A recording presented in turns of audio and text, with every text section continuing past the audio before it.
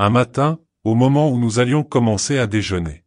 « Mon cher Watson, » me dit Sherlock Holmes, « j'ai peur d'être obligé de m'absenter. »« Et où comptez-vous aller ?»« Dans le Dartmoor, à King's Pyland. » Cette réponse ne me surprit pas, ce qui m'étonnait bien davantage, c'était qu'Holmes ne se fût pas encore trouvé mêlé à cette affaire si étrange qui, d'un bout à l'autre de l'Angleterre, était devenue le sujet de toutes les conversations.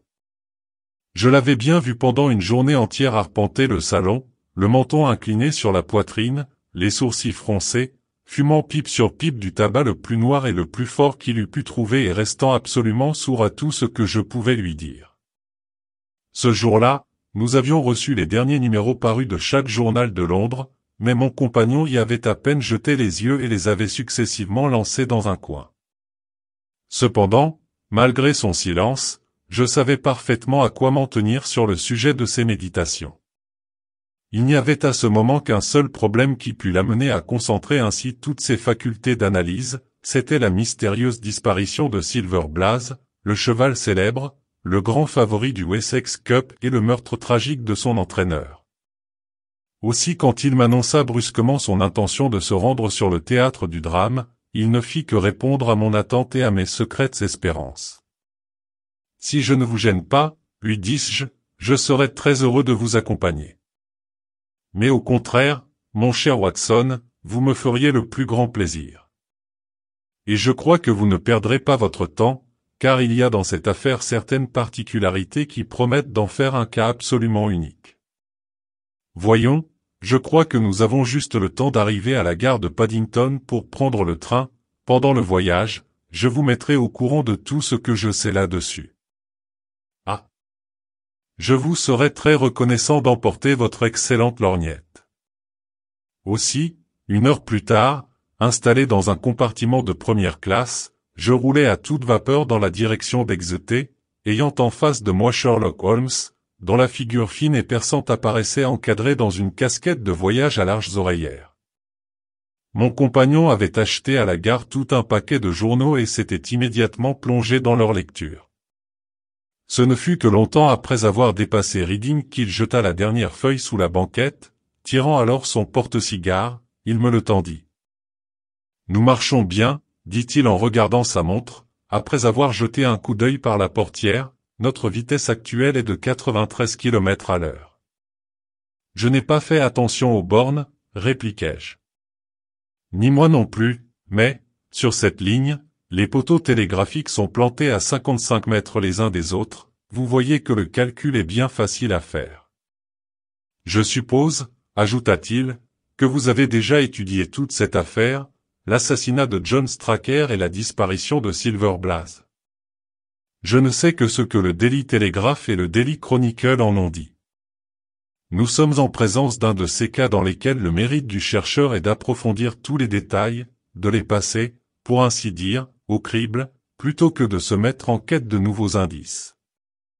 En voyant combien ce drame est étrange car il n'y manque vraiment rien, et quelle importance capitale il prend pour un grand nombre de gens, ce qui nous gêne le plus, c'est la pléthore de soupçons, de conjectures ou d'hypothèses en présence desquelles nous nous trouvons. La difficulté est donc de dégager le fait lui-même, le fait brutal, indéniable, de tout ce qui l'encadre, c'est-à-dire des embellissements dus aux reporters et aux théoriciens. Puis, partant de cette base fixe, nous devons en tirer toutes les déductions possibles et examiner les points principaux sur lesquels semble reposer tout le mystère. Mardi soir, j'ai reçu 2 télégrammes, l'un du colonel Ross, le propriétaire du cheval, et l'autre de l'inspecteur Gregory, l'agent chargé de cette affaire, qui me demandent tous les 2 de venir à leur aide. Mardi soir, dites-vous, et nous sommes à jeudi matin. Pourquoi n'êtes-vous pas parti hier? Tout simplement parce que j'ai fait une gaffe, mon cher Watson, ce qui m'arrive, je le crains, plus souvent qu'on ne pourrait le croire d'après les récits où vous m'avez fait connaître au public. Le fait est qu'il m'était impossible d'admettre que le cheval le plus remarquable d'Angleterre puisse rester longtemps caché, surtout dans un endroit où la population est aussi clairsemée que dans le nord du Dartmoor. Hier, d'heure en heure, je m'attendais à apprendre qu'on l'avait retrouvé et que son détenteur était le meurtrier de John Straker.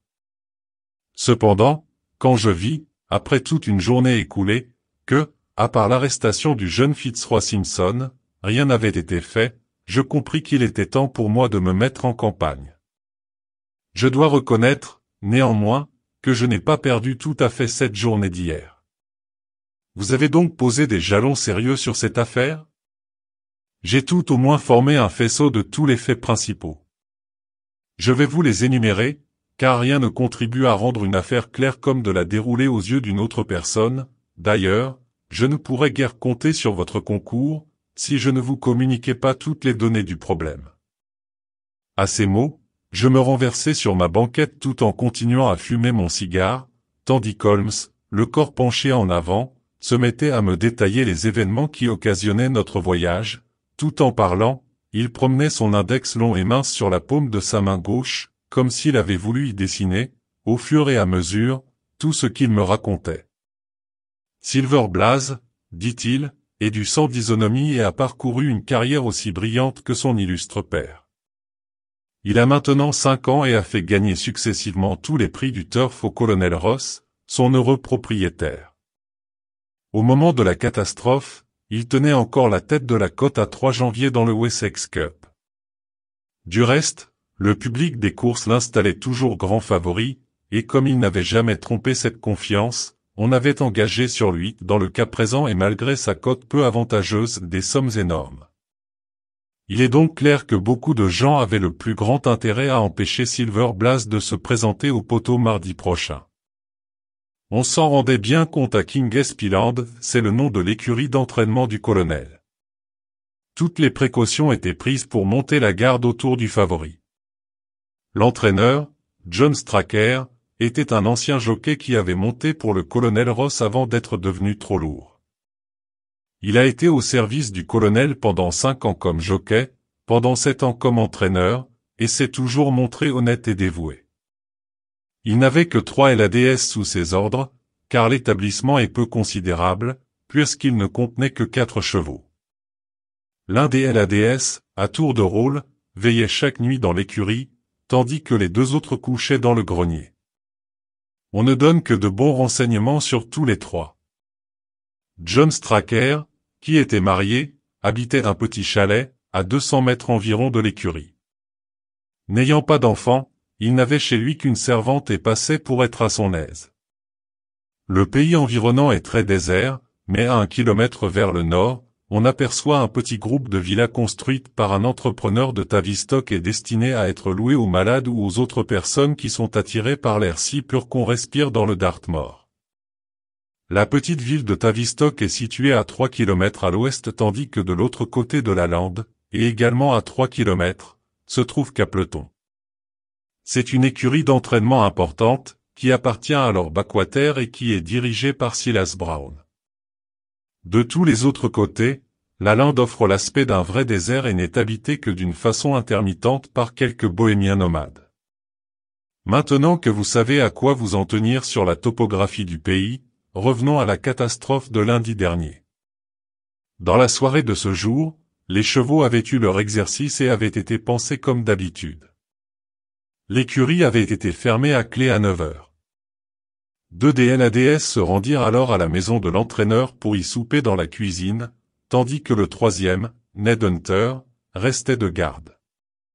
Quelques minutes après 9 heures, la servante, Edith Baxter, sortit pour porter à Hunter son repas, qui consistait dans un plat de mouton au curry. Elle ne lui portait rien à boire, il y avait, en effet, un robinet d'eau dans l'écurie, et il était de règle que le lac de service ne devait pas avoir d'autre boisson.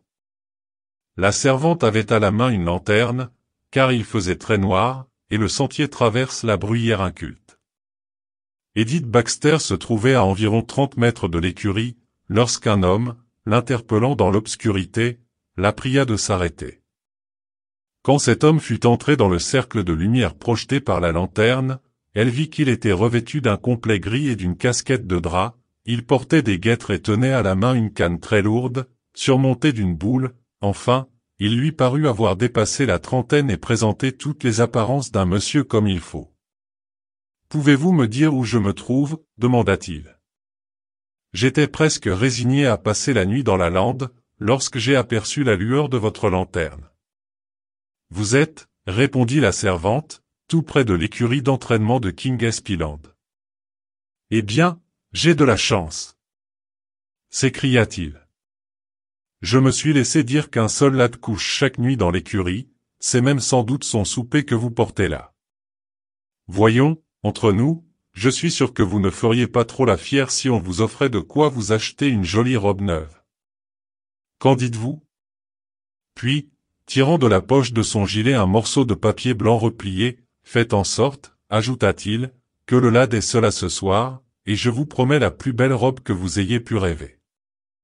La femme fut effrayée du ton sur lequel il lui parlait, aussi se mit-elle à courir vers la fenêtre par laquelle elle avait l'habitude de tendre leur repas aux garçons d'écurie. Cette fenêtre était déjà ouverte, et Hunter était assis à l'intérieur devant une petite table. Edith Baxter avait commencé à lui raconter son aventure, lorsque l'étranger se rapprocha de nouveau.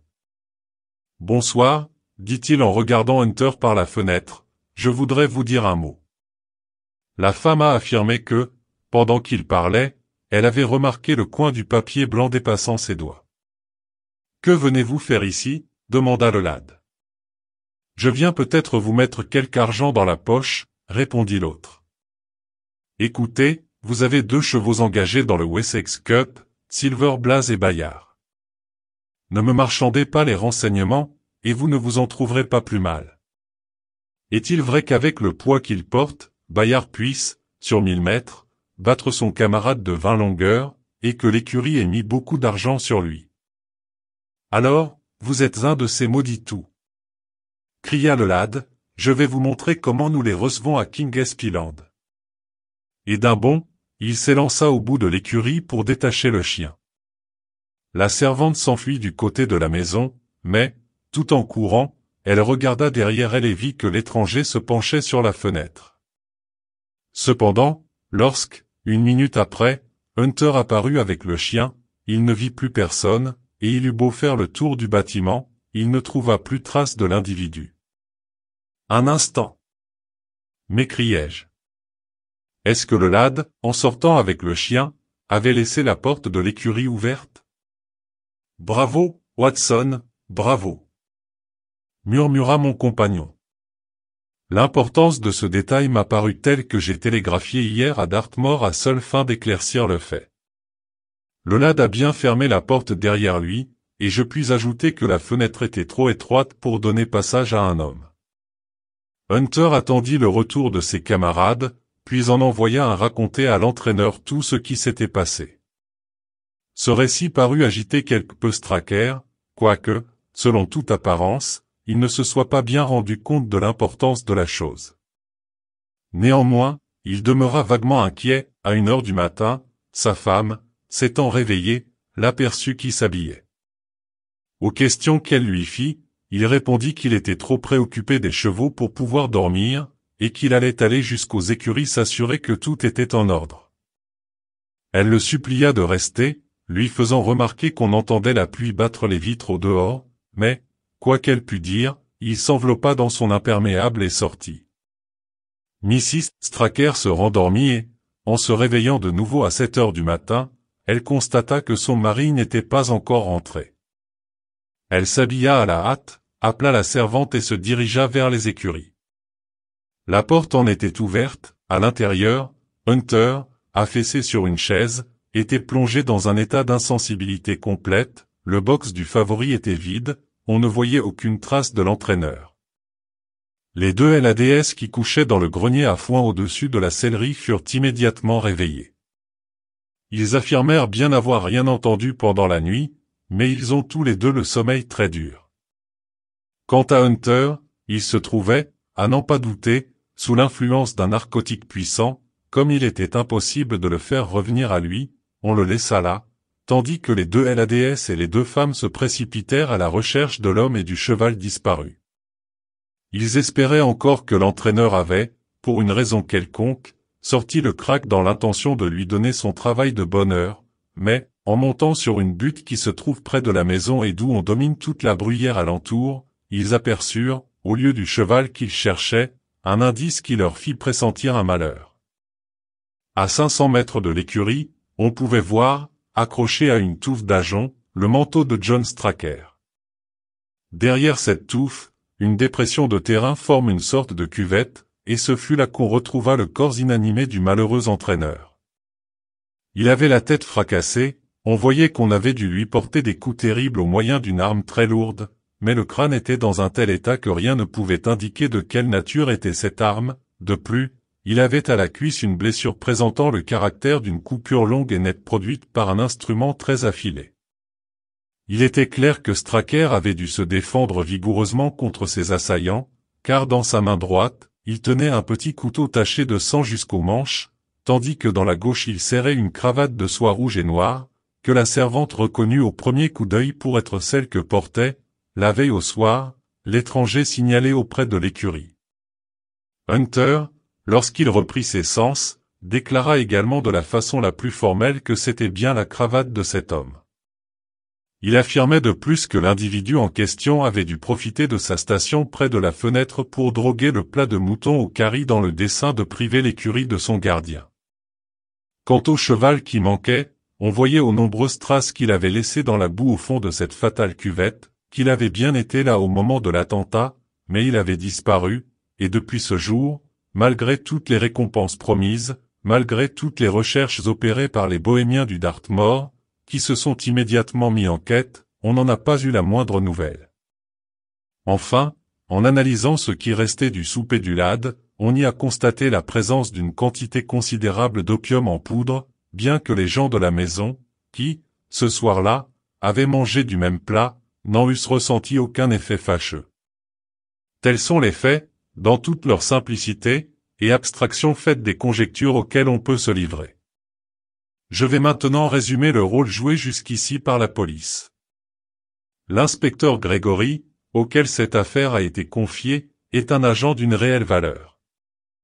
S'il était seulement un peu mieux doué sous le rapport de l'imagination, il serait appelé à un brillant avenir dans sa profession. Dès son arrivée, il découvrit l'homme sur lequel pesaient naturellement tous les soupçons, et l'arrêta. Il n'eut guère de mérite à cela, car cet individu était parfaitement connu dans les environs. Il s'appelle, paraît-il, Fitzroy Simpson, appartient à une famille honorable, a reçu une bonne éducation, mais a dissipé toute sa fortune sur les champs de course. Aussi est-il devenu maintenant une sorte de bookmaker élégant et vit-il en exerçant tranquillement ce métier dans les clubs de Londres où l'on s'occupe de ce sport. Un examen de son livre de paris a démontré qu'il était engagé pour plus de 100 000 francs contre le favori du Wessex Cup. Au moment de son arrestation, il avoua de lui-même être venu dans le Dartmoor avec l'espoir de se procurer quelques renseignements sur les chevaux de King Espiland et aussi sur Deborah, le second favori dans la course, qui est sous la direction de Silas Brown à l'établissement de Capleton. Il n'essaya pas de nier qu'il avait agi, le soir précédent, comme les témoins le déclaraient, et se contenta d'affirmer qu'il n'avait jamais eu aucun dessein criminel et que son seul but avait été de se procurer, à la source même, des renseignements certains. Mais lorsqu'on lui représenta sa cravate, il devint très pâle et ne put arriver à expliquer comment elle se trouvait entre les mains de la victime. Ses vêtements étaient encore mouillés et prouvaient qu'il s'était trouvé dehors la nuit précédente pendant l'orage. Enfin sa canne, un gros gourdin en bois des Indes, plombé à son extrémité, semblait être précisément l'arme avec laquelle on avait pu, au moyen de coups répétés, occasionner les terribles blessures auxquelles avait succombé l'entraîneur. D'un autre côté, le sang dont était couvert le couteau de Straker montrait qu'au moins un de ses agresseurs devait porter les marques de la lutte qui avait eu lieu. Or, on n'a pas découvert sur la personne de Simpson la moindre trace de blessure. Vous voyez, Watson, que vous tenez maintenant dans le creux de votre main tous les faits révélés par l'enquête. Si vous vous trouviez en mesure de me donner quelques éclaircissements, vous me rendriez vraiment service. J'avais écouté avec la plus grande attention l'exposé qu'Holmes venait de me faire avec cette clarté si caractéristique chez lui. Quoique la plupart des faits me fussent déjà connus, je n'avais pas jusque-là suffisamment apprécié l'importance relative qu'ils pouvaient avoir entre eux et les liens qui les rattachaient l'un à l'autre. Ne serait-il pas possible d'admettre, suggérai-je, que la blessure constatée sur le cadavre de Straker a été produite par son propre couteau, au milieu des convulsions dans lesquelles se débattent toujours les individus dont le cerveau a été atteint. C'est plus que possible, c'est même probable, répondit Holmes. Dans ce cas, l'un des arguments qui plaident le plus en faveur de l'inculpé vient à disparaître. Et cependant, dis-je, même maintenant, je ne vois pas bien quelle peut être la version adoptée par la police. Je crains bien que toutes les versions possibles ne prêtent à de sérieuses objections, reprit mon compagnon. Voici, d'après moi, ce que doit croire la police. Fitzroy Simpson s'était procuré d'une manière quelconque une double clé de l'écurie. Après avoir donné au lad un narcotique, il a ouvert la porte et, sans prendre la peine de la refermer, a emmené le cheval avec l'intention évidente de le faire disparaître. Il a dû mettre à Silver Blaze sa bride, car on ne l'a pas retrouvé. Pendant qu'il traversait la lande avec le cheval, l'entraîneur l'a ou rencontré, ou surpris. Naturellement, il y a eu dispute, et Simpson, avec son gros gourdin, a assommé son malheureux adversaire sans avoir reçu aucune blessure du petit couteau qu'avait tiré Straker pour se défendre. Ensuite, de deux choses l'une, où le voleur a conduit le cheval dans une cachette, dans laquelle celui-ci est resté caché depuis lors, où il l'a laissé échapper pendant la lutte, et l'animal se promène maintenant à travers la lande. Voilà comment la police doit envisager l'affaire, et, malgré les nombreuses improbabilités que renferme cette version, tout autre en présente bien plus encore. Enfin, quand je serai sur les lieux, je saurai bien vite à quoi m'en tenir, mais jusque-là je ne vois pas comment nous pourrions parvenir à y voir plus clair. La journée touchait à sa fin lorsque nous arrivâmes à la petite ville de Tavistock, qui se trouve plantée au centre du Dartmoor comme une bosse au milieu d'un bouclier. Deux personnes nous attendaient à la gare, l'une était un grand homme blond aux yeux bleus clairs d'une pénétration singulière, mais avec des cheveux et une barbe qui le faisaient ressembler à un lion, l'autre, petit, vif, très fringant dans sa mise soignée vêtu d'une redingote et d'une culotte se terminant par des guêtres, portait des petits favoris parfaitement peignés et avait un monocle dans l'œil. Ce dernier était le colonel Ross, le sportsman bien connu, l'autre, l'inspecteur Gregory, un homme en train de faire rapidement son chemin dans la police anglaise. « Je suis enchanté de vous voir, monsieur Holmes, dit le colonel. L'inspecteur a fait tout ce qu'il était humainement possible de faire, mais je compte ne reculer devant rien pour venger ce pauvre Straker et pour retrouver mon cheval. Avez-vous découvert quelque chose de nouveau? Demanda Holmes à Gregory. Hélas. Je dois avouer que nous avons fait bien peu de progrès, répondit l'inspecteur. Mais nous avons là une voiture découverte, et comme je pense que vous désirez examiner les lieux avant qu'il fasse nuit, nous pourrions, si vous le voulez bien, causer de tout cela en route. Un instant après nous étions tous assis dans un confortable landau et nous roulions dans les rues de cette petite ville du Devonshire, si vieille et si pittoresque. L'inspecteur Gregory était plein de son sujet, et il se mit à défiler tout un chapelet de remarques, tandis qu'Holmes l'interrompait de temps à autre, soit par une question, soit par une exclamation. Le colonel Ross se tenait renversé en arrière, les bras croisés et son chapeau rabattu sur les yeux. Quant à moi, j'écoutais de toutes mes oreilles les paroles qui s'échangeaient entre les deux policiers. Gregory était en train de formuler ses théories, et elles se trouvaient être presque mot pour mot ce que Holmes avait prévu en chemin de fer. Toutes les mailles du filet se resserrent sur Fitzroy Simpson, dit-il, et pour mon compte, je crois que nous tenons bien le vrai coupable. Néanmoins, je reconnais que nous ne nous basons que sur des probabilités, et que de nouvelles découvertes peuvent tout modifier. Quel est votre avis au sujet du coup de couteau dont Straker porte la trace? Nous sommes absolument convaincus qu'il a dû se blesser lui-même en tombant. Mon ami, le docteur Watson, a eu la même idée et m'en a fait part pendant le voyage. S'il en était ainsi, cela serait une charge de plus contre ce Simpson. Sans aucun doute. Il n'a pas de couteau lui-même, et on n'a retrouvé sur lui aucune blessure. Voyez, du reste, toutes les apparences l'accusent. Il avait un très grand intérêt à ce que le cheval disparût, il semble bien probable qu'il a endormi le garçon d'écurie, il était encore dehors, nous en sommes certains, au moment de l'orage, il était armé d'une canne plombée, enfin sa cravate a été trouvée dans la main de la victime. Je crois vraiment qu'en voilà assez pour le faire comparaître devant le jury. Holmes secoua la tête. Un avocat habile réduirait tout cela à néant. Pourquoi aurait-il fait sortir le cheval de l'écurie? S'il voulait lui faire du mal, ne le pouvait-il pas sans cela? A-t-on trouvé sur lui une double clé? Quel est le pharmacien qui lui a vendu l'opium en poudre? Et surtout dans quel endroit, lui qui est étranger au pays, aurait-il réussi à cacher le cheval, et un cheval pareil encore? Mais quelle est l'explication qu'il donne au sujet de ce papier qu'il avait demandé à la servante de remettre au lad? Il prétend que c'était un billet de 10 livres sterling, et le fait est qu'on en a trouvé un dans son porte-monnaie. Mais vos objections ne sont pas aussi sérieuses qu'elles en ont l'air. Simpson n'est pas étranger au pays, car il a passé 2 étés à Tavistock. Pour l'opium, il l'a probablement apporté de Londres. La clé, il a pu s'en débarrasser après s'en être servi.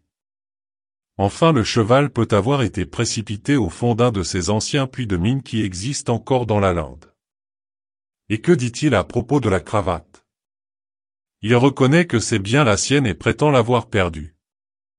Mais nous avons relevé un nouveau fait qui peut très bien se rapporter à la façon dont il aurait fait disparaître Silver Blaze. Holmes dressa l'oreille. Nous avons trouvé des traces prouvant qu'un campement de Bohémiens était établi lundi soir à 2 kilomètres de l'endroit où le crime a été commis. Mardi, ils avaient disparu. Maintenant, si nous supposons qu'il y avait entente entre Simpson et ces Bohémiens, n'était-il pas en train de leur amener le cheval au moment où il a été surpris, et ces gens-là ne le détiennent-ils pas à l'heure qu'il est? C'est évidemment très possible. On bat toute la lande pour retrouver cette bande.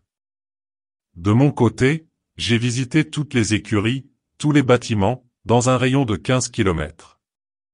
Il y a bien un autre établissement d'entraînement dans le voisinage, n'est-ce pas? Oui, et c'est un facteur qui n'est certainement pas à négliger. Leur cheval, Deborah, occupait la seconde place à la cote dans le Wessex Cup, ils avaient donc grand intérêt à voir disparaître le premier favori. On sait, de plus, que Silas Brown, l'entraîneur, a fait de gros paris sur la course, et il était loin d'être en bon terme avec le pauvre Straker. Nous avons, cependant, exploré l'écurie, et nous n'avons relevé aucun indice intéressant. Et rien non plus qui puisse faire croire que ce Simpson avait des relations d'intérêt avec l'écurie de Capleton? Non, absolument rien. Holmes se renversa dans la voiture, et la conversation cessa.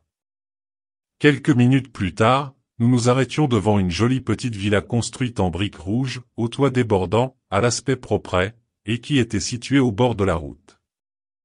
Un peu plus loin, au milieu d'un paddock, se trouvait un long bâtiment couvert en tuiles grises.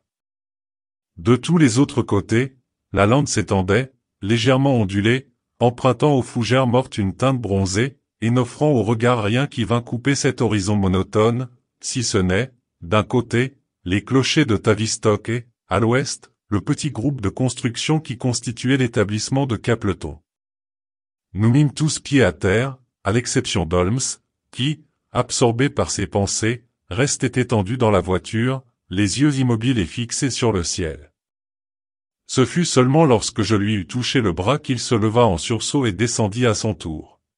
« Excusez-moi, dit-il en se tournant vers le colonel Ross, qui le regardait avec surprise. Je rêvais tout éveillé. Une flamme brillait dans ses yeux, et, habitué comme je l'étais à ses manières, je reconnaissais chez lui une excitation comprimée qui prouvait qu'il touchait du doigt la clé de l'énigme, bien que, pour mon compte, je fusse incapable de deviner ce qui était venu l'éclairer tout d'un coup. Peut-être, monsieur Holmes, désirez-vous vous rendre tout d'abord sur le théâtre du crime, dit Grégory. Je crois qu'il vaut mieux que je commence par m'arrêter ici et par y étudier un ou deux petits détails. Le corps de Straker a bien été rapporté dans la maison, n'est-ce pas? Oui, il est déposé en haut, l'autopsie aura lieu demain. N'était-il pas depuis plusieurs années à votre service, colonel Ross? Parfaitement, et je n'ai jamais eu qu'à me louer de lui. Je pense, monsieur l'inspecteur, que vous avez fait un inventaire de ce qu'il avait dans ses poches au moment de sa mort. J'ai mis tout cela dans le salon, et si vous avez envie de le voir. Oui, j'en serais bien aise.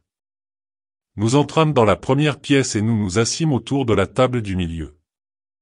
L'inspecteur prit alors une petite boîte de fer blanc fermée à clé et en sortit quelques objets qu'il étala devant nous. Il y avait une boîte d'allumettes de cire, un bout de bougie, une pipe en racine de bruyère, une blague en loutre contenant une once de tabac Cavendish, une montre d'argent munie d'une chaîne en or, 5 pièces d'or, un porte-crayon en aluminium, divers papiers, enfin un couteau à manche d'ivoire dont la lame, très fine, et sans charnière, portait la marque Weiss & Company, London. Voici un couteau bien bizarre, dit Holmes en le prenant et en l'examinant attentivement.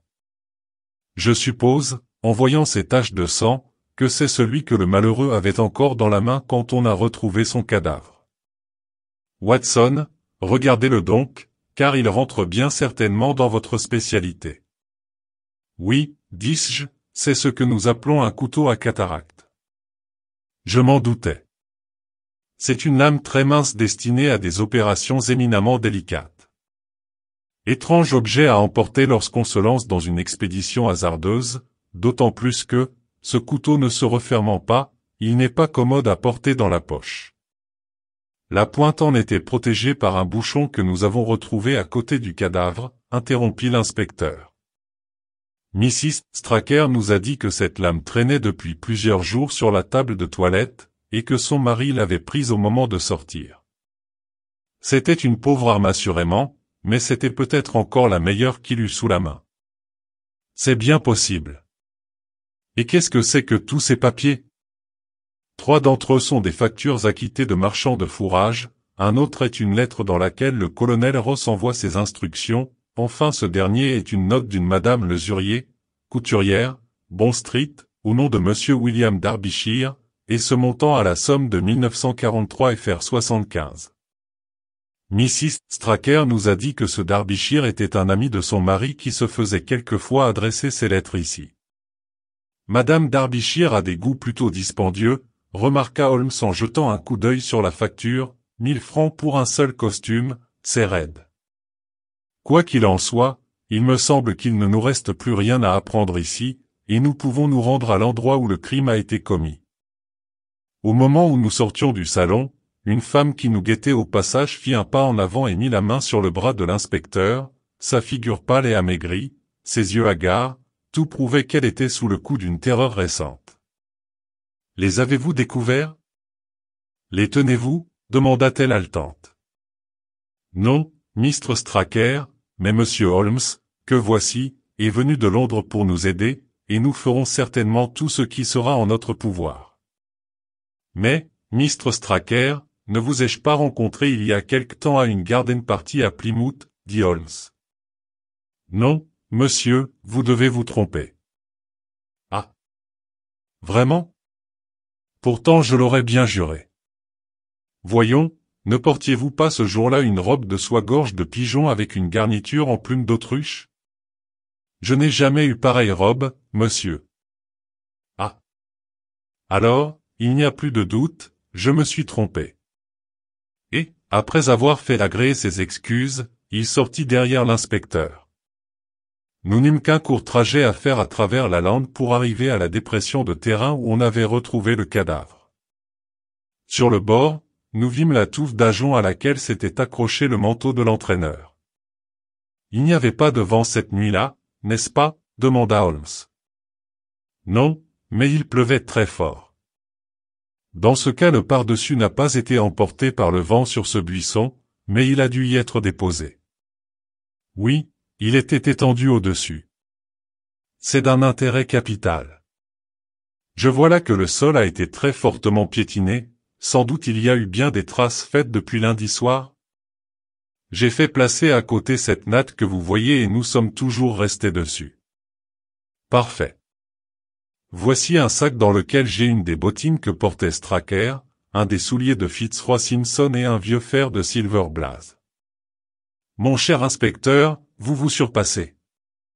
Holmes prit le sac, et, descendant dans le creux, poussa la natte de façon à la placer plus au centre. Puis, se couchant à plat ventre, il appuya son menton sur ses deux mains et se mit à étudier de la façon la plus minutieuse la boue piétinée qu'il avait sous les yeux. « Oh, oh, dit-il tout à coup, qu'est-ce que c'est que cela ?» Et il nous montra une allumette de cire à moitié consumée, mais tellement recouverte de boue qu'elle semblait à première vue n'être qu'une brindille de bois. « Je ne sais pas comment cela a pu m'échapper, » dit l'inspecteur d'un air un peu vexé. Il était impossible de l'apercevoir, enfoncée comme elle était dans la boue, je ne l'ai vue que parce que je la cherchais. Quoi? Vous vous attendiez à la trouver là? Cela me semblait au moins probable. Holmes retira alors les chaussures du sac et compara les empreintes de chacune d'elles avec les traces imprimées sur le sol. Puis il grimpa sur le rebord de la cuvette et se mit à ramper à travers les fougères et les buissons. « Je crains que vous ne releviez pas d'autres indices, » dit l'inspecteur. « J'ai moi-même examiné le sol avec le plus grand soin dans un rayon de 200 mètres à la ronde. »« Vraiment ?» dit Holmes en se relevant. « Dans ce cas, je ne serai pas assez présomptueux pour recommencer ce que vous avez déjà fait. Seulement, avant qu'il fasse nuit, je voudrais me promener un peu dans la lande, de façon à bien reconnaître mon terrain pour demain, et je vais mettre ce fer à cheval dans ma poche pour me porter bonheur. » Le colonel Ross, qui avait montré quelques signes d'impatience en voyant la façon calme et systématique dont travaillait mon compagnon, jeta un coup d'œil sur sa montre. « Je serais bien aise que vous reveniez avec moi, monsieur l'inspecteur, dit-il. Il y a plusieurs choses sur lesquelles je voudrais vous consulter, et particulièrement sur un point. Je me demande si mon devoir vis-à-vis du public ne me commande pas de retirer dès maintenant Silver Blaze du Wessex Cup. »« Jamais de la vie, » s'écria Holmes sur un ton de protestation énergique, « il faut laisser subsister l'engagement. » Le colonel s'inclina. « Je suis très heureux, monsieur, que vous ayez bien voulu me donner votre opinion. Lorsque vous aurez terminé votre promenade, vous nous trouverez dans la maison de ce pauvre Straker et la voiture pourra nous ramener à Tavistock. » Il s'éloigna avec l'inspecteur, tandis qu'Holmes et moi nous nous mettions à marcher lentement à travers la lande. Le soleil commençait à disparaître derrière les bâtiments de Capleton, et devant nous la longue plaine s'inclinait en pente douce, teintée, ici d'or vif, là d'un brun chaud et coloré, selon que les rayons du soleil couchant tombaient sur les fougères mortes ou sur les buissons de ronces. Mais les beautés du paysage restaient perdues pour mon compagnon qui semblait plongé dans une profonde méditation. « Voici ce que nous avons à faire, Watson, » dit-il enfin. « Laissons de côté pour l'instant la question de savoir quel est l'assassin de John Straker, et bornons-nous à rechercher ce qu'est devenu Silver Blaze. » Eh bien, en supposant qu'il se soit échappé pendant la lutte, ou bien plus tard, où peut-il être allé? Le cheval est un animal éminemment sociable, si celui-ci avait été livré à lui-même, son instinct l'aurait poussé soit à revenir à Kingespeland, soit à se diriger vers Capleton. Comment croire qu'il soit resté à errer dans la lande? On l'aurait certainement déjà aperçu. Comment admettre que les bohémiens l'aient emmené? Ces gens-là disparaissent toujours dès qu'ils apprennent qu'il s'est passé quelque mauvaise affaire, car ils n'ont aucune envie d'avoir maille à partir avec la police. Mais qu'est-ce que cela prouve? Ils ne pouvaient espérer vendre un cheval comme celui-là, en le prenant, ils étaient donc sûrs de courir de très grands risques sans avoir le moindre avantage en perspective. N'est-ce pas clair? Alors, où peut-il être, cet animal? Je viens de vous dire qu'il avait dû se diriger soit vers Kingespeland, soit vers Capleton. Puisqu'il n'est pas à Kingespeland, il doit être à Capleton. Prenons cette hypothèse comme point de départ, et voyons où elle nous mène. Cette partie de lande, ainsi que l'a fait observer l'inspecteur, est très sèche et très dure. Mais, vers Capleton, le terrain s'incline, et vous pouvez voir d'ici qu'il existe là-bas une longue dépression dont le sol a dû être détrempé lundi soir. Si notre supposition est exacte, le cheval l'a traversé et c'est là que nous devons rechercher ses traces. Nous nous mîmes à marcher plus vite, et en quelques minutes nous arrivions au bord de la dépression que nous avions remarquée. Holmes me demanda de longer la pente de droite, tandis que lui-même inspecterait celle de gauche. Je n'avais pas fait 50 pas que je l'entendis pousser une exclamation et que je le vis me faire signe avec la main. À l'endroit où il se trouvait, le sol était mou, et l'on distinguait très nettement les pas d'un cheval. Holmes prit dans sa poche le fer de Silver Blaze, et nous pûmes constater qu'il correspondait parfaitement aux empreintes que nous avions devant nous. Voyez un peu à quoi sert l'imagination, dit Holmes. C'est la seule qualité qui manque à Grégory. Mais nous sommes partis d'une simple hypothèse pour imaginer ce qui avait pu arriver, et nous trouvons nos conjectures pleinement justifiées. Continuons. Nous traversâmes un fond marécageux, et ensuite, pendant 500 mètres environ, nous cheminâmes sur un terrain sec et durci. Là, nouvelle dépression de terrain et de nouveau aussi nous rencontrâmes les traces du cheval. Puis elles disparurent pendant 700 ou 800 mètres, mais pour apparaître encore une fois tout près de Capleton. Ce fut Holmes qui les retrouva le premier, et il s'arrêta en me les montrant avec un regard de triomphe. À côté des pas du cheval, ceux d'un homme étaient parfaitement visibles. Le cheval était seul jusqu'ici, m'écriai-je.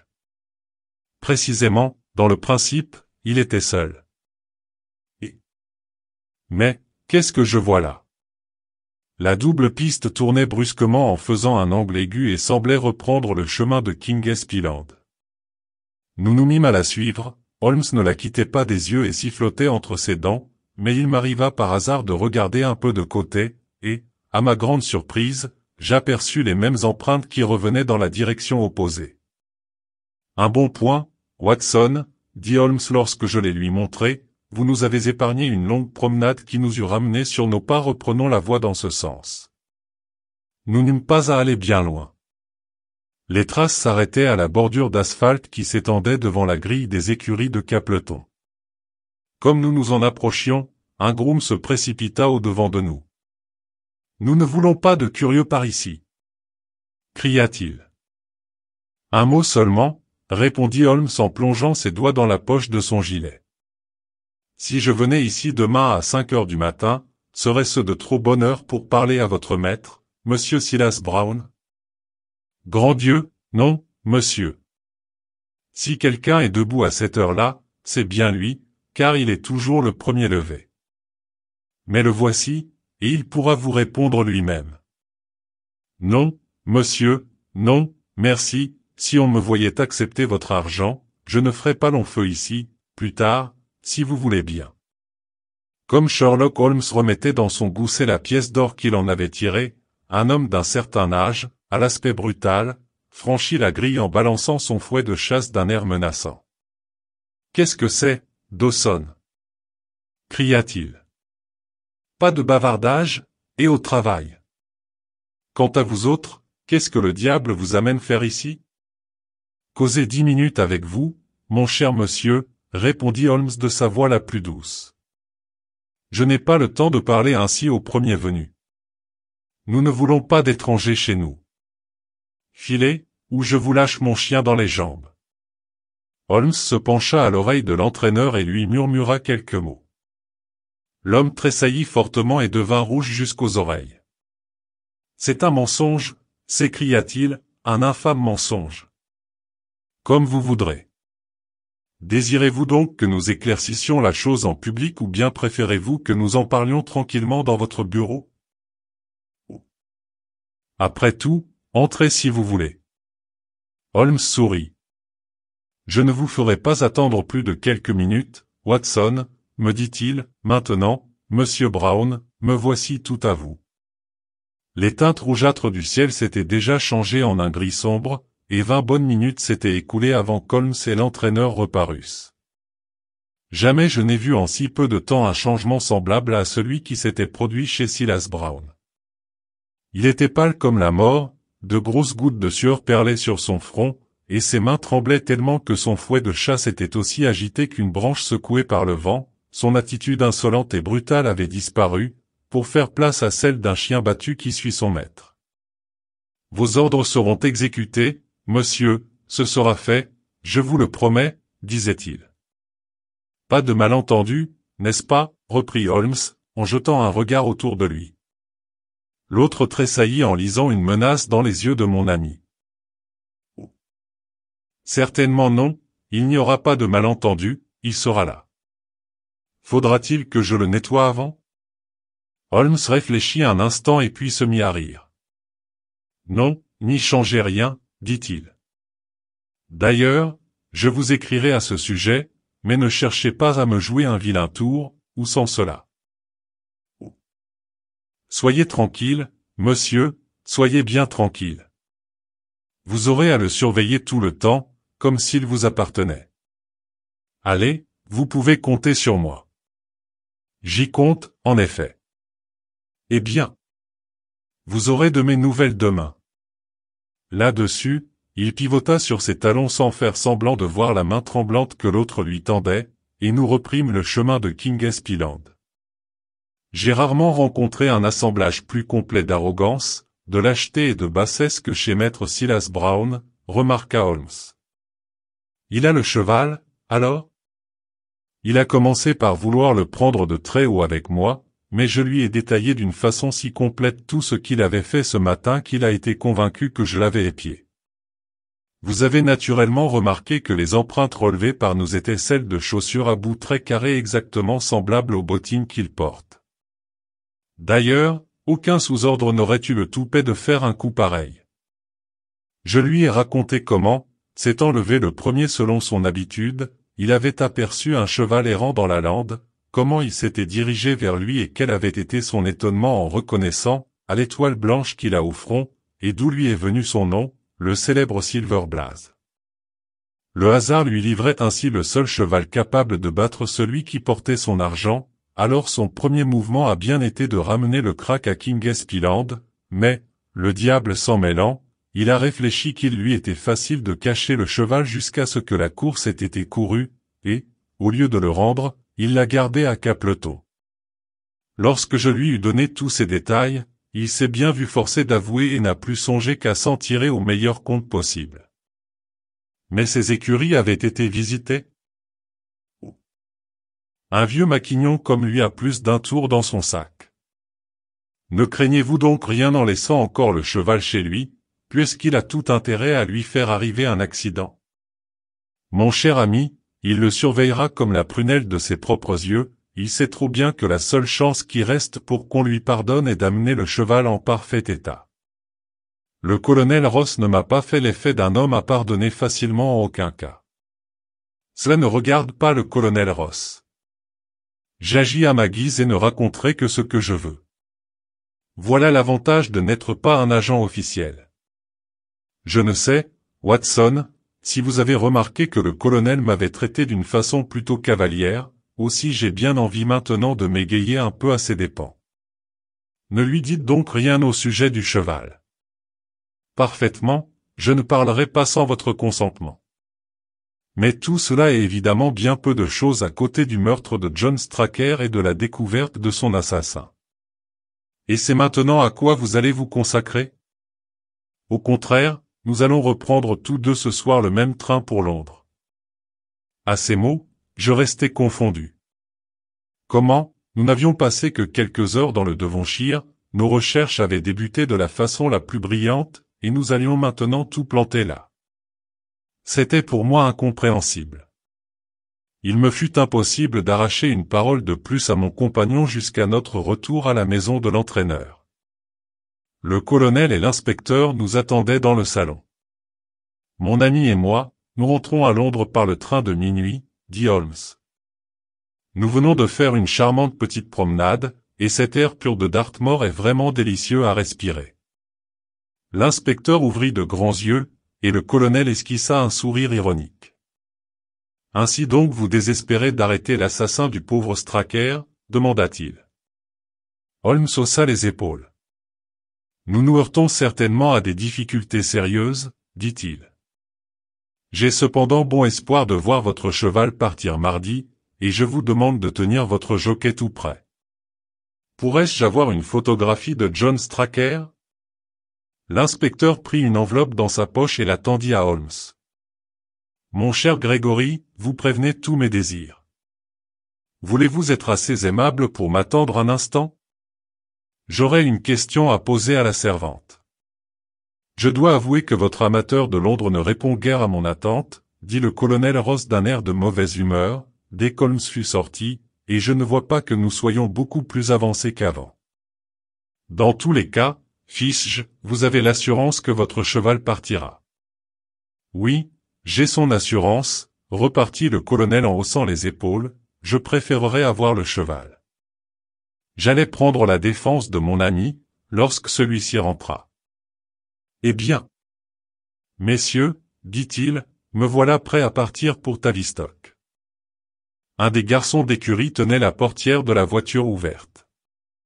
Au moment d'y monter, Holmes sembla frappé d'une idée subite, et prenant le lad par le bras. « Vous avez là, dans le paddock, quelques moutons, lui dit-il, qui est-ce qui en prend soin ? C'est moi, monsieur.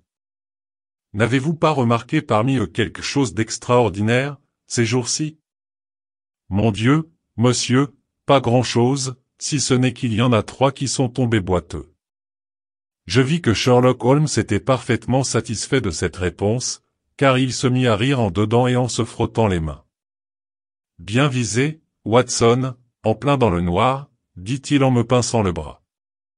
Grégory, permettez-moi d'appeler votre attention sur cette épidémie bizarre sur les moutons. Allez, cocher.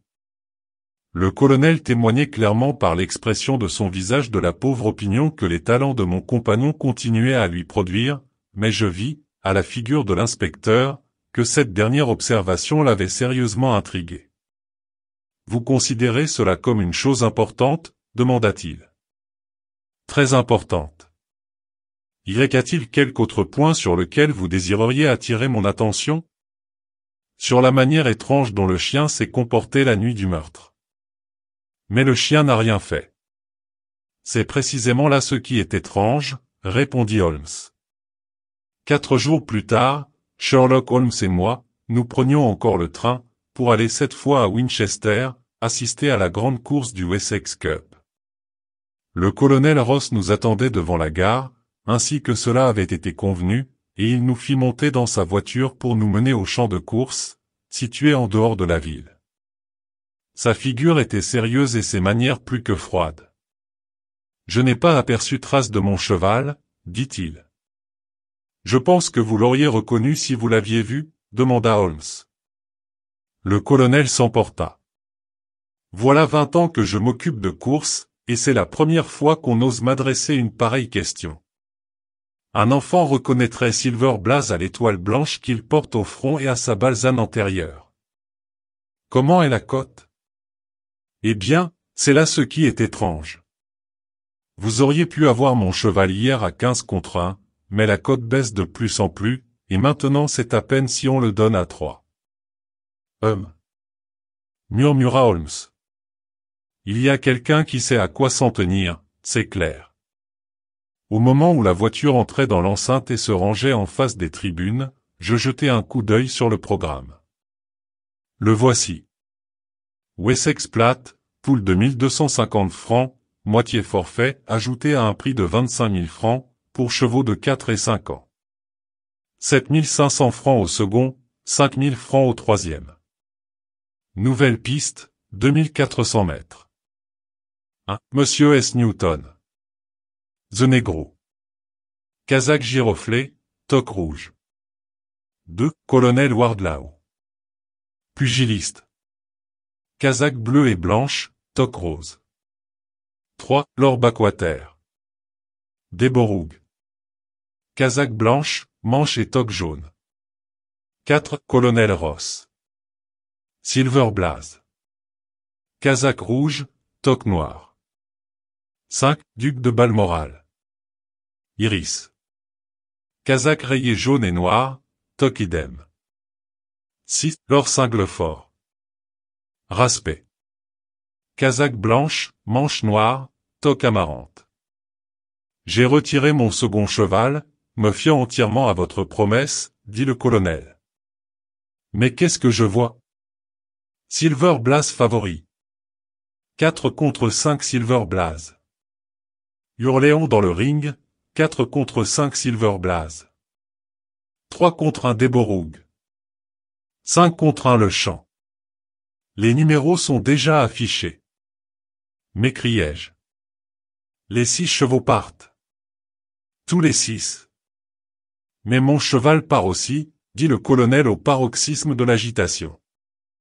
Cependant je ne le vois pas, mes couleurs ne sont pas là. Il n'y a que 5 chevaux qui soient sortis du pesage, ce doit être lui qui arrive maintenant. Comme je disais ces mots, un splendide cheval bête entrait sur la piste et prenait son galop d'essai, il portait les couleurs bien connues du colonel Ross. Mais ce n'est pas mon cheval, s'écria avec désespoir le propriétaire, celui-ci n'a pas un seul poil blanc sur le corps.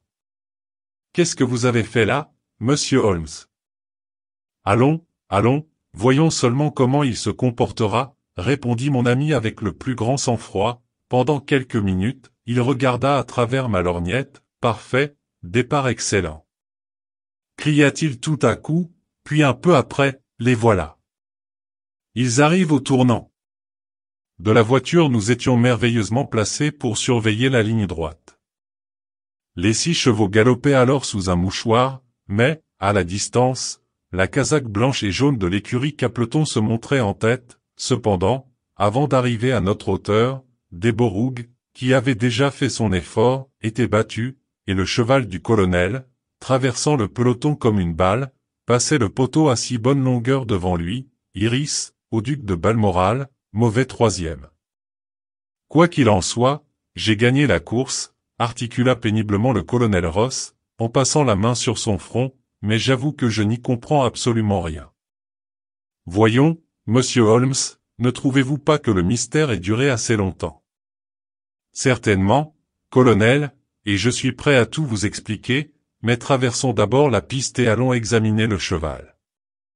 Le voici, continua-t-il, tandis que nous nous frayions un passage pour pénétrer dans l'enceinte réservée aux propriétaires et à leurs amis. Vous n'avez qu'à laver sa tête et son membre antérieur avec de l'esprit de vin, et vous retrouverez votre vieux Silver Blaze tel que vous l'avez toujours connu. Et dire que je n'avais pas songé à cela. C'est renversant. Je l'ai retrouvé entre les mains d'un maquignon, et j'ai pris la liberté de le laisser courir dans l'état où il était. Mon cher monsieur, tout ce que vous avez fait est merveilleux.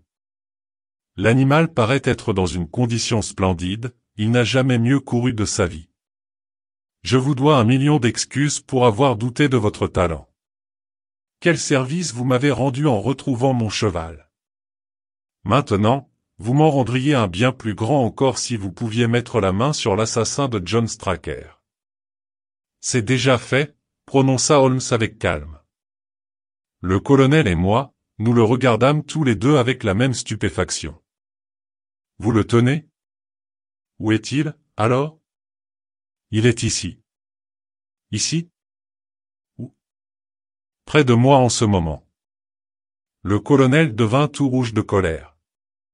Je reconnais parfaitement que je vous dois beaucoup, monsieur Holmes, dit-il, mais faut-il considérer ce que vous venez de dire comme une détestable plaisanterie, ou comme une insulte personnelle? Sherlock Holmes éclata de rire. Je vous prie de croire, colonel, que je n'ai pas songé un instant à vous considérer comme ayant participé au crime, le véritable assassin est là, juste derrière vous. Il recula d'un pas et passa la main sur l'encolure luisante du pur sang. Quoi? Le cheval? Nous écriâmes-nous ensemble, le colonel et moi. Oui, le cheval, seulement je dois alléguer, comme circonstance atténuante en sa faveur, qu'il se trouvait dans le cas de légitime défense, et que John Straker était un misérable, absolument indigne de votre confiance.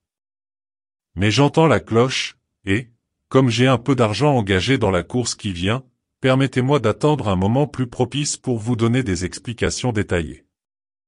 Nous eûmes le soir, pour revenir à Londres, un compartiment réservé, et, grâce à Sherlock Holmes, le voyage dut paraître aussi court au colonel Ross qu'il le parut à moi-même. Nous étions suspendus à ses lèvres pendant qu'il nous racontait les événements dont le Dartmoor avait été le théâtre, ce lundi soir, et qu'il nous expliquait comment il avait réussi à les éclaircir. Je dois avouer, nous dit-il, que toutes les hypothèses que j'avais pu formuler d'après les journaux étaient absolument erronées. Et, cependant, j'aurais pu trouver là des indications très précises, si les points importants n'avaient pas été noyés dans une foule de détails superflus. Je partis donc pour le Devonshire avec la conviction que Fitzroy Simpson était le vrai coupable, tout en me rendant bien compte que les charges qui pesaient sur lui n'étaient, en aucune façon, décisives. C'est en voiture, au moment d'arriver à la maison de l'entraîneur, que cette particularité du curry, avec lequel on avait assaisonné le mouton, me frappa tout d'un coup comme étant d'une importance capitale. Vous vous rappelez, peut-être, que j'étais absorbé au point d'être resté dans la voiture, après que vous en étiez tous descendus, c'est que je me demandais à moi-même comment j'avais bien pu négliger une indication aussi importante. J'avoue, dit le colonel, que, même à présent, je ne vois pas bien en quoi cela pouvait vous servir. Ça a été le premier anneau qui m'a permis de reconstituer ensuite toute la chaîne des faits. L'opium en poudre a une saveur bien prononcée, l'arôme n'en est pas désagréable, mais est néanmoins parfaitement perceptible. Si on en mettait dans un ragoût ordinaire, celui qui en mangerait s'en apercevrait et, sans aucun doute, laisserait là le plat. Le curry se trouve justement être le condiment qui permet de déguiser le goût de l'opium. Or, il était impossible d'admettre qu'un étranger, comme Fitzroy Simpson, ait trouvé le moyen de faire servir du curry à la table de l'entraîneur précisément ce soir-là. Comment, d'un autre côté, supposer qu'il y ait eu simplement coïncidence, et que Simpson ait eu la bonne fortune d'arriver avec son opium le jour même où ce narcotique devait passer inaperçu, grâce à la nature du plat servi? C'était inadmissible. Simpson se trouvait, par là même, hors de cause, et mon attention devait se reporter tout entière sur Straker et sur sa femme, les deux seules personnes qui aient été à même de faire entrer dans le menu de leur dîner ce curry de mouton. L'opium avait été versé après que le repas du garçon d'écurie avait été mis à part, puisque tous ceux qui ont mangé du même plat n'en ont éprouvé aucun effet fâcheux. Qui donc avait pu faire le coup sans que la servante s'en soit aperçue? Avant d'élucider cette question, j'avais été mis en éveil par le silence du chien, car une déduction qui se confirme en amène forcément une autre. L'incident Simpson m'avait appris qu'il y avait un chien de garde dans l'écurie, et cependant plus tard, quoique quelqu'un y fût entré et eût emmené le cheval, ce chien n'avait pas aboyé assez fort pour éveiller les deux LADS qui couchaient dans le grenier. Évidemment, le visiteur nocturne était quelqu'un que l'animal connaissait très bien. Ma conviction était donc déjà faite aux trois quarts, c'était John Straker qui était allé à l'écurie au milieu de la nuit et qui en avait fait sortir Silver Blaze. Quel avait pu être son mobile? Un mobile malhonnête sans aucun doute, puisqu'il avait cru nécessaire d'endormir son garçon d'écurie. Et cependant je me perdais en conjectures sur l'acte même qu'il avait voulu commettre. Nous savons que bien souvent des entraîneurs ont empoché des sommes considérables en pariant par l'intermédiaire d'hommes de paille contre leurs propres chevaux et en employant ensuite une ruse quelconque pour empêcher ceux-ci de gagner. Tantôt c'était un jockey qui tirait le cheval, tantôt on se servait de procédés plus sûrs et plus subtils. Lequel avait été choisi dans le cas présent? Je me pris à espérer que le contenu des poches de l'entraîneur me mettrait sur la voie. C'est ce qui est arrivé. Vous n'avez certainement pas oublié le singulier couteau que le cadavre tenait encore dans la main quand on l'a retrouvé, un couteau qu'aucun homme dans son bon sens n'aurait eu l'idée de prendre comme arme. Ainsi que nous l'a dit le docteur Watson, cette lame est d'une espèce toute particulière, et on l'emploie pour une des opérations chirurgicales les plus délicates. C'était, en effet, à une bien délicate opération qu'elle devait servir cette nuit-là. Vous savez évidemment, colonel, avec votre grande expérience de tout ce qui concerne les chevaux, qu'il est possible d'atteindre sous la peau du jarret le tendon qui s'y trouve et d'y faire une légère incision sans laisser la moindre trace de la chose. Après cela le cheval manifestera une légère boiterie, mais on la mettra sur le compte d'un effort qu'il se sera donné à l'exercice, ou bien d'une atteinte de rhumatisme sans jamais songer un instant qu'elle puisse être le résultat d'un acte criminel. Quel infect canaille, s'exclama le colonel. Voilà ce que comptait faire John Straker quand il a emmené le cheval dans la lande.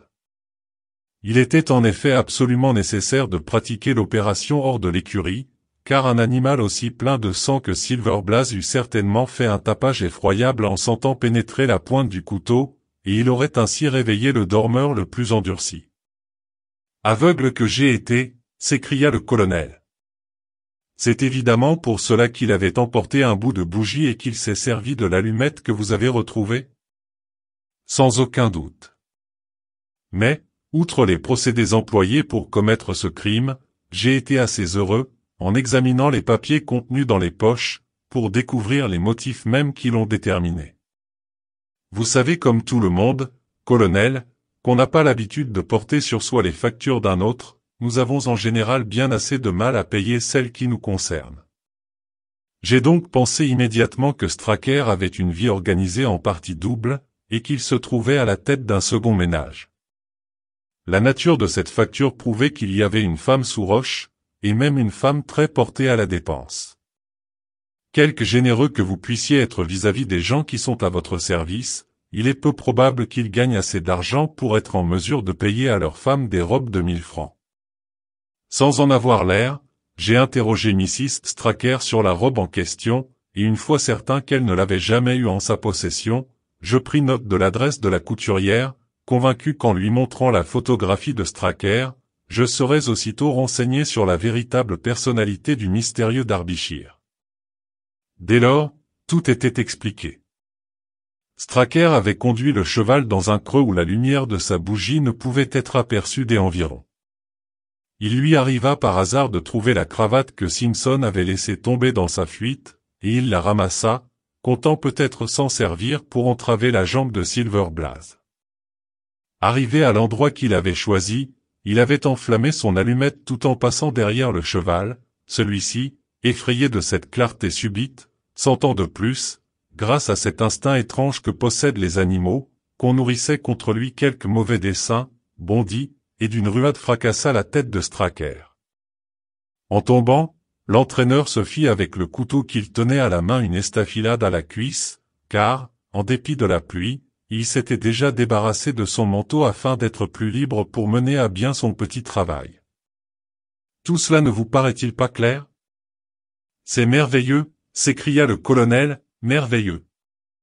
On jurerait que vous y étiez. Mon coup final fut, je l'avoue, un coup de maître.